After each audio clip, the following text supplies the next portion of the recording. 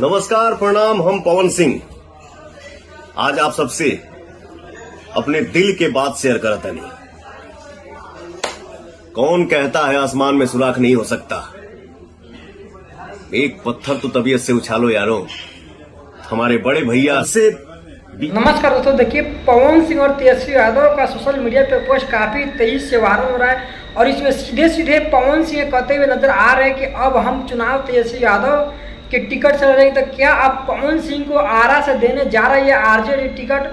क्योंकि सीधे सीधे पवन सिंह ही लाइव आकर के बता रहे हैं कि हम आज अपने दिल के बात बता रहे हैं कि हमने बीजेपी का टिकट इसलिए कैंसिल किया क्योंकि पवन सिंह के दिल में तो तेजस्वी यादव और लालू यादव बसते हैं। और देखिए इस बार आरा से चुनाव लड़ने जा रहे हैं आरजेडी के टिकट से पवन सिंह। तो नमस्कार, मैं हूँ श्याम जी कुमार। आप सब देख रहे हैं श्याम जी भाई ऑफिशियल 24। दोस्तों, अगर अभी तक आप लोगों ने मेरे चैनल को सब्सक्राइब नहीं किया, सब्सक्राइब कर लीजिए ताकि नए नए नोटिफिकेशन आप लोगों का पहुँच रहे, नए नए न्यूज हम आप तक इस तरह पहुँचाते रहे।